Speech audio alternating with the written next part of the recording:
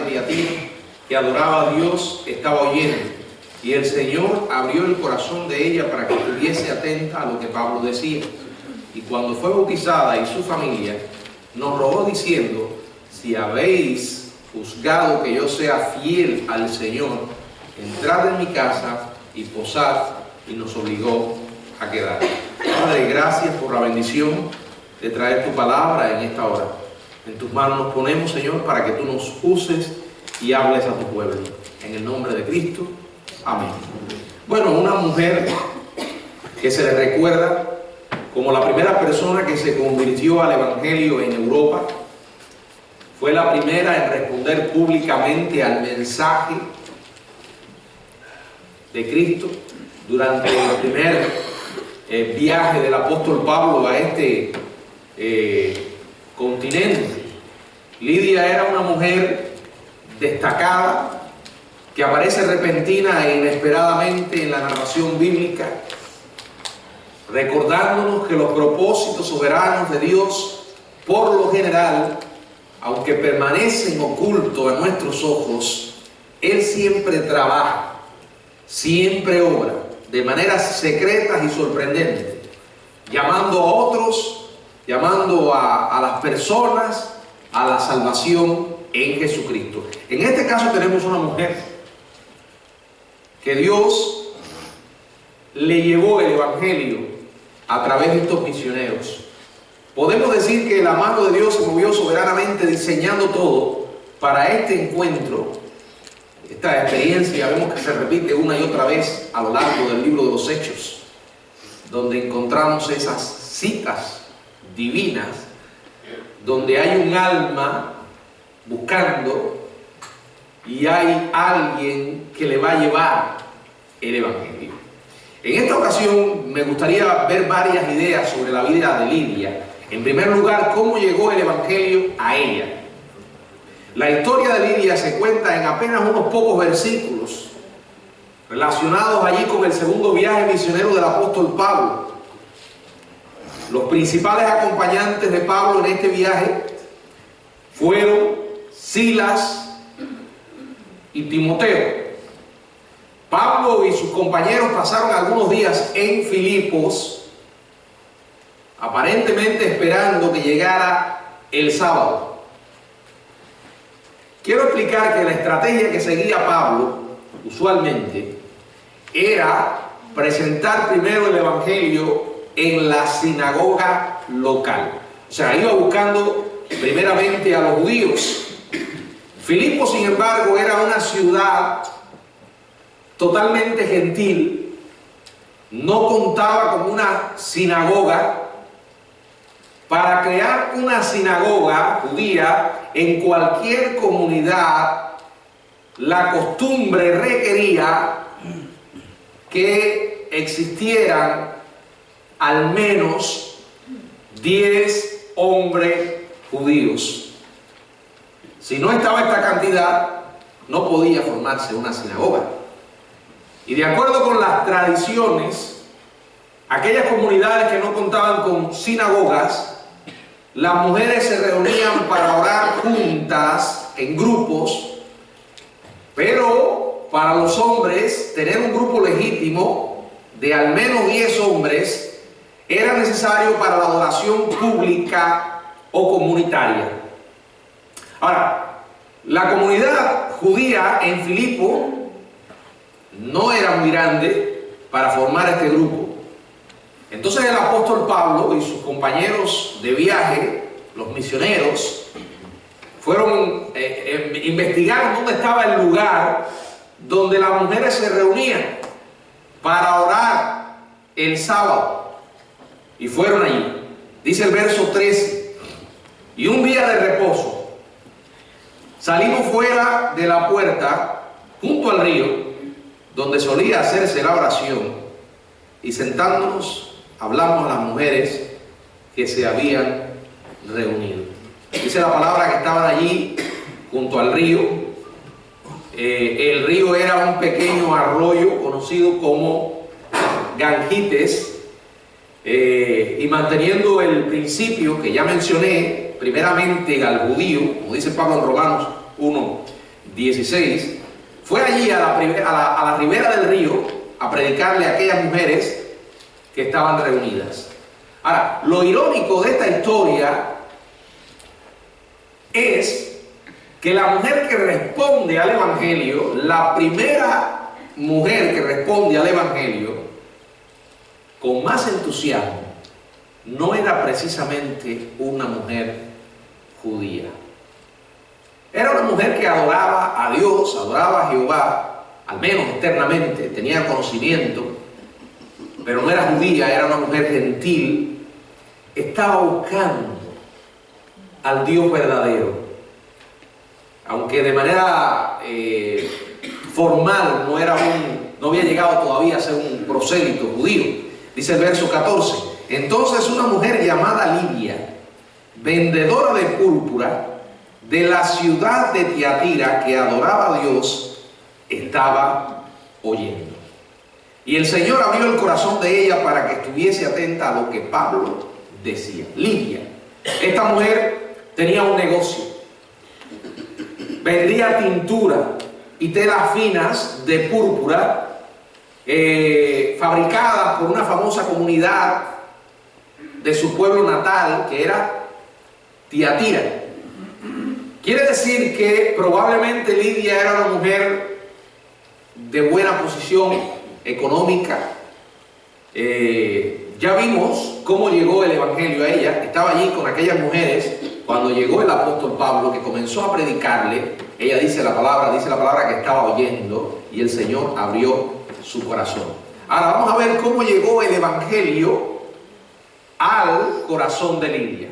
Ya vimos cómo llegó el Evangelio a Lidia. Ahora vamos a detenernos en cómo llegó el Evangelio al corazón de Lidia. Ahora, la manera en que esta mujer se convierte es una excelente ilustración de cómo Dios siempre redime a las almas perdidas. Ahora, si miramos la historia de Lidia desde una perspectiva humana, la que tenemos, vamos a pensar que Lidia estaba buscando a Dios, ¿verdad? Pero yo lo he dicho muchas veces, en cualquier lugar, en cualquier situación en la que veamos a alguien que parece estar buscando a Dios, es el resultado de que Dios le buscó primero. Si Dios no nos lleva a Cristo, nunca llegaríamos a Él. La Biblia dice en Juan capítulo 6, verso 44, ninguno puede venir a mí si el Padre que me envió no le trajera. Ahora, ese es el lado divino de la salvación. El lado humano, ¿quién entonces puede venir a Dios? El que quiere. ¿A quién Dios trae? Al que quiere. La experiencia de Lidia, si le prestamos atención, lo primero que estaba haciendo era que, oye, Lidia tenía interés, Lidia estaba escuchando, Lidia se estaba exponiendo al Evangelio. La Biblia dice que el Evangelio es poder de Dios para salvación. No podemos ser salvos si no es a través del Evangelio. Ahora es Dios quien nos trae a Él. Dijo Jesús, ninguno puede venir a mí si el Padre que me envió no le trajera. Y luego dice en el verso 65, disculpen, 65 del capítulo mismo, capítulo 6, por eso os he dicho que ninguno puede venir a mí si no le fuere dado del Padre. Hay una realidad que no podemos ignorar, hermanos. Nosotros no podemos cambiar nuestro corazón. Es absolutamente imposible. La palabra de Dios dice en el libro de Jeremías, en el capítulo 13, verso 23, mudará el etíope su piel y el leopardo sus manchas. Así también podréis vosotros hacer bien estando habituados a hacer el mal. El mal está en nosotros. El mal forma parte de nuestra naturaleza caída. Somos prisioneros de nuestra propia corrupción. Una persona sin Cristo es un esclavo. La Biblia dice que la paga por el pecado es muerte y muerte espiritual. No podemos tener vida si Dios no nos da esa vida. En el libro de Efesios, en el capítulo 2, dice: y Él os dio vida a vosotros cuando estabais muertos en vuestros delitos y pecados. Y ahora explica un poco más en qué consiste esa muerte espiritual, en los cuales anduvisteis en otro tiempo, siguiendo la corriente de este mundo, conforme al príncipe de la potestad del aire, el espíritu que ahora opera en los hijos de desobediencia, entre los cuales también nosotros, todos nosotros, vivimos en otro tiempo, en los deseos de nuestra carne, haciendo la voluntad de la carne y de los pensamientos, y éramos por naturaleza hijos de ira, lo mismo que los demás. Eso es la muerte espiritual. Vivir en la carne, hacer la voluntad de la carne, hacer la voluntad de los pensamientos carnales, ser hijos de ira. O sea, aquí se nos está diciendo claramente que es absolutamente imposible para nosotros cambiar nuestra condición. Y en Hechos 16:14 se describe a Lidia como una mujer que adoraba a Dios. Al menos intelectualmente, ella sabía que Jehová era el único Dios verdadero. Y tenía, parece, la costumbre de reunirse con aquellas mujeres judías a orar en sábado. Pero aún no se había convertido al judaísmo, mucho menos al cristianismo. Pero estaba haciendo algo importante. Dice el verso 14 que Lidia estaba oyendo. Una persona no puede ser salva si no escucha. Ahora les voy a decir más. No importa. Dios da oídos para oír. Por eso dice la palabra: el que tiene oídos para oír, oiga. Y usted dirá, ¿de qué está hablando? De la capacidad para entender. Miren, si Dios no jugara este factor tan importante en la salvación, ¿qué hacemos orando entonces? Señor, abre el corazón. Señor, ilumina. Señor, que pueda entender. Y ahí estaba Lidia, oyendo. Estaba prestando atención cuidadosamente a lo que Pablo decía. Ella comprendía el mensaje del Evangelio. Su corazón fue abierto. Dios le dio oídos para oír. Hermanos, yo sé que muchas veces encontramos difícil de conciliar estas dos verdades. El hombre que busca y cree, con el hecho de que Dios busca y abre el corazón. Pero no podemos obviar ninguna de ellas. Si decimos que Dios abre el corazón de la persona y lo trae a sus pies únicamente, entonces estamos diciendo que el hombre tiene una actitud totalmente pasiva y no hace nada. Pero eso es ignorar la otra cara de la moneda. La Biblia una y otra vez le manda al hombre a creer. Le dice a que escuche. Yo siempre he dicho, no es cuestión de nosotros tratar de comprender totalmente cómo Dios salva a las personas. Eso es obra de Él. Nuestra parte es hacer lo que Dios nos dice. Y yo como pastor tengo que predicar todo lo que dice la Biblia.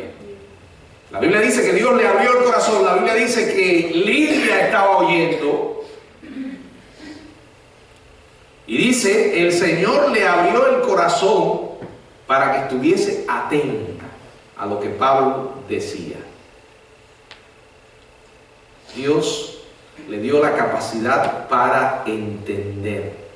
Es Él el que abre el corazón para creer. Por eso tenemos que orar. Señor, haz la obra en tal persona. Abre su corazón, ilumínalo para entender. Dale vida espiritual. Ahora, eso no puede excluir nuestra responsabilidad de ir a ese fulano o a esa fulana y hablarle el evangelio y predicarle. Sabemos que Dios hace una obra, pero nosotros tenemos que obedecer, porque una persona no se va a salvar si no escucha el evangelio. Ahora, no todo el que escucha se salva, porque no tienen oídos para oír y no quieren creer. Rechazan a Jesucristo. Por eso oramos pidiendo que Dios salve a las personas que amamos. Dios le da capacidad a la persona para ver su condición perdida, para darse cuenta de lo desesperada que está sin Cristo, de lo perdido. Nos da la capacidad para ver a Cristo como realmente Él es. Por eso nosotros, hermanos, cuando vamos a evangelizar a alguien, tenemos que presentarle el evangelio totalmente y exponer a la persona a la realidad de su condición perdida. Decir lo que dice la Biblia sobre el pecado, explicarle lo que es el pecado y confiar en que Dios va a hacer la obra en esa persona y pedirle al Señor que le dé la capacidad para entender lo que estamos exponiendo. Ahora, es hermoso ver cómo esta mujer reacciona a la palabra. El Señor abrió su corazón para que creyera. Y ella creyó. La mano soberana de Dios se aprecia en cada aspecto del relato. Bueno, de hecho, si vamos un poco más allá, podemos decir que Dios organizó todas las circunstancias del viaje de Pablo a Macedonia. No hay casualidades, hermanos. No hay situaciones accidentales. No hay puras coincidencias. Y cuando se trata de la salvación, menos todavía. Una providencia fue que Dios trajo a Lidia allí, la llevó a la ribera del río un sábado en la mañana con un corazón que buscaba. El Señor abrió su corazón, le dio oídos espirituales, le dio ojos para ver realmente a Jesucristo. El Señor llevó allí a Pablo y los demás misioneros. Fue el Señor el que concertó esa cita. Dios sigue haciendo esto muchas veces. Un alma necesitada y un predicador que le lleva la palabra. Y entonces se produce esa conexión donde ocurre el mayor de todos los milagros, que es el nuevo nacimiento. Claro, aquí vemos la mano soberana de Dios, pero también vemos la voluntad humana de Lidia. Ella respondió al instante, oyó, puso atención, abrazó el evangelio y se convirtió. Ahora quiero que miren, hermanos, cómo se transformó totalmente la vida de Lidia. Cómo el evangelio transformó por completo la vida de Lidia. Ya vimos cómo llegó el evangelio a Lidia. Ya vimos cómo llegó el evangelio al corazón de Lidia. Ahora vamos a ver cómo el evangelio transformó la vida de Lidia. Y esto ocurrió de manera rápida, instantánea. Verso 15. Y cuando fue bautizada, después de haber creído, dice, cuando fue bautizada y su familia nos rogó diciendo, si habéis juzgado que yo sea fiel al Señor, entrad en mi casa y posad, y nos obligó a quedarnos. Recuerden, la reunión tuvo lugar junto a un río. Al parecer Lidia, como el eunuco etíope, necesitó un pequeño estímulo para dar el primer paso a la obediencia de Cristo. Se bautizó allí de inmediato. Noten además que la Escritura menciona su grupo familiar. Dice que cuando ella se bautizó su familia. Esto podría describir su verdadera familia, pero nada en el contexto indica que ella estuviera casada. Habría sido realmente muy inusual que esta mujer, siendo una mujer casada, con responsabilidades familiares, estuviera involucrada en un negocio de importación y exportación que le exigía estar viajando de un continente a otro. Ahora, ella se bautizó con su familia. Probablemente ella era viuda. ¿Y de qué familia habla aquí? Probablemente sus sirvientes. Quizás tenía hijos ya crecidos. Pero quienes fueran, ellos también fueron expuestos al Evangelio. Y al parecer, ellos también creyeron. Este caso lo encontramos varias veces en la Biblia. Por ejemplo, cuando el caso del carcelero de Filipo en Hechos 16, se dice que se bautizó él con toda su casa. Pero de la misma manera que en el caso del carcelero de Filipos, que cuando ocurrió aquel terremoto, le preguntó a Pablo: señores, ¿qué debo hacer para ser salvo? Dice que ellos lo sacaron, en esa noche lo llevó a su casa, le lavó las heridas, y dice que Pablo le predicó el Evangelio a él y a toda su casa. Y él, con toda su casa, se bautizó. Y parece que esto fue exactamente lo mismo. Yo recuerdo una vez que estaba en una iglesia y fui a bautizar a alguien, y me dice la persona: bueno, y entonces podemos venir toda la familia para bautizarnos. No, porque hay pastores que bautizan a la persona y toda su familia, porque la Biblia, le digo un momento, el bautismo que enseña la Biblia es el bautismo de creyentes. Cuando la Biblia dice: cree en el Señor Jesucristo y serás salvo tú y tu casa, es que tú le vas a predicar a tu familia. Pero no tiene sentido que yo bautice a tu familia si tu familia no es cristiana o no ha hecho una decisión por Jesús. A ver, dime, ¿cuándo le puedo predicar el Evangelio a tu familia?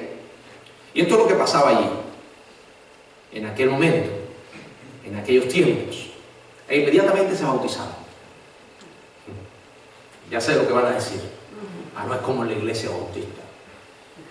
Allí la gente creía y se bautizaba. Sí, es cierto. Pero a la gente allí les costaba la vida creer. ¿Puede alguien dudar de la conversión de otro bajo esas circunstancias? ¿Hoy qué te cuesta? Ah, todo el mundo dice creer. Ahora, en este caso, creyó y su familia también obedecieron, e inmediatamente dice que les rogó que fueran sus huéspedes. Les dijo: si habéis juzgado que yo sea fiel al Señor, entrad en mi casa y posad. Miren cómo se comienza a ver una transformación en la vida de esta mujer. Alguien diría: qué hospitalaria. Pero no lo mire simplemente así. Trate de seguirme para que vean las implicaciones, número uno, de la decisión que ella tomó, y número dos, de hospedar a unos misioneros en su casa. Primero, estos extranjeros venían de parte del Señor y su hospitalidad hacia ellos fue admirable. Por eso pensamos que quizás era una mujer de buena situación, porque el grupo incluía a Pablo, a Silas, a Timoteo, a Lucas y probablemente a otros. Puede ser un equipo misionero. No era una tarea fácil hospedar a tanta gente. Como no tenía planes de ir desde allí a otro lugar, estos misioneros estaban allí para plantar una iglesia. Y ella se ofreció para hospedarlos indefinidamente. Ahora, ese es el valor económico, monetario que tuvo que poner ella, que fue una evidencia de su conversión. Pero hay otras implicaciones. Recuerden que Filipo fue el lugar donde Pablo y Silas fueron azotados, metidos en la cárcel, puestos los pies en el cepo. Luego ustedes conocen la historia, ya la mencioné, el terremoto milagroso. El carcelero y su familia se convierten. Pero debemos aclarar que al predicar el Evangelio allí era considerado un delito suficientemente grande como para meterte en la cárcel. Quiere decir que esta mujer estaba exponiéndose a esto, a perder su negocio, a ganarse la mala voluntad de la comunidad e incluso a una sentencia de prisión por albergar a extranjeros y darle su propia casa como una base para evangelizar. Captar la idea. Llegan a comprender el peligro a que esta mujer se expuso por causa del evangelio. Ahora, después que Pablo y Silas fueron liberados, en el capítulo 16, verso 40, allí mismo en Filipos, dice: entonces saliendo de la cárcel entraron en casa de Lidia, y habiendo visto a los hermanos los consolaron y se fueron. Esto indica que Pablo había estado en Filipos tiempo suficiente para fundar una iglesia. El primer lugar fue el hogar de Lidia,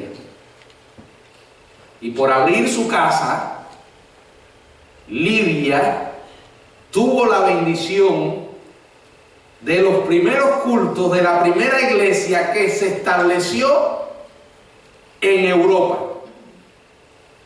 No solo mostró hospitalidad a aquellos misioneros, sino a la misma iglesia que el Señor permitió que se abriera allí.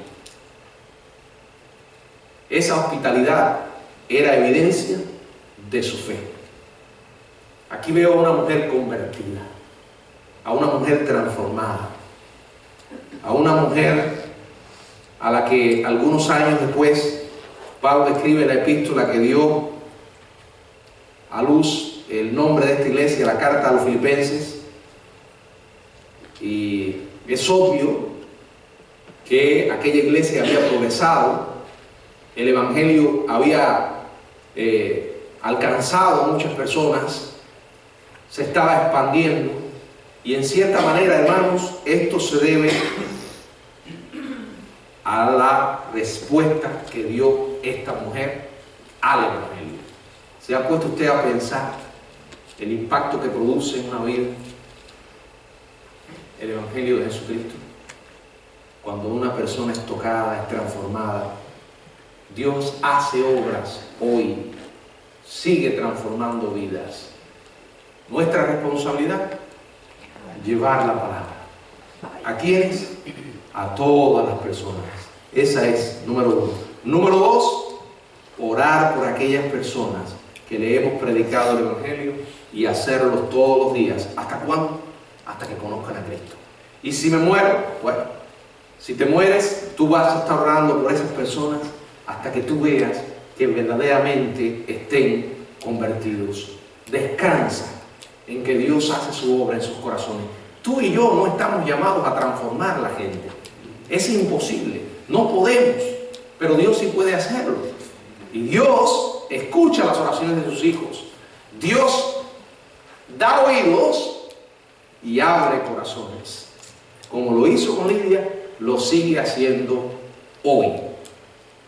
No importa lo difícil que parezca una situación, lo endurecida que parezca una persona, jamás te des por vencido.